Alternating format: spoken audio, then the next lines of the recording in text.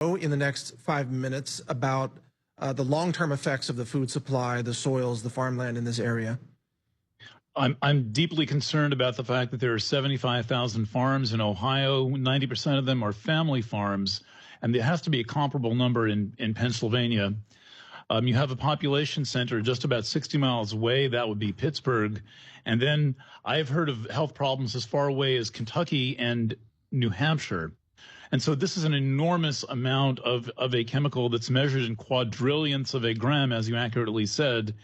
And people need to not kid themselves about how serious this is, and they need to get as far away from that thing that you're looking at right now as they can. And I know this is nearly impossible.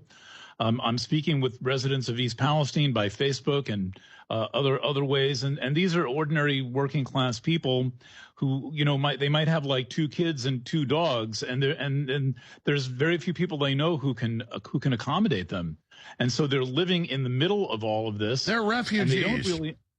Yes, they need to be refugees. I mean, I'm very sorry to say this, and I know how horrible it is when it happens in a community, and I can tell you even how traumatized students in a college dormitory were. My main project on this was covering dioxin contamination in 4 dormitories on a college campus in New Paltz, New York, and they were completely freaked out. They might have to move their dorm room. Imagine having to lose your home, Eric, which you can't sell anymore. The economic destruction of this. I mean, what is the value of a farm that is downwind from this catastrophe? What's the value of that farm right now? You know, how is it not zero?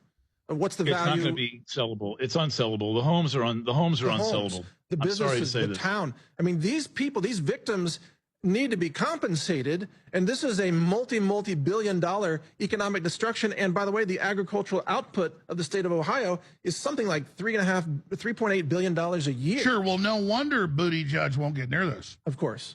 They can't admit it. This is the biggest cover-up in the history, at least ecological cover-up in the history of our country. And the number of parties that are complicit in this include the media. You realize that today here, folks, with Eric Coppolino, myself, and Alex Jones, we are the pro-environment wing of America. We are pro-environment. We're trying to tell the truth. The media is covering it up. I mean, here we are sounding the alarm and trying to save lives and trying to save future generations and trying to save farms. But because it's the Midwest, the left's making jokes about it. It's not funny, and this food is going to be distributed all over the place. You're having dinner in New York City right now. You're eating food grown in Pennsylvania, Kentucky, and Ohio.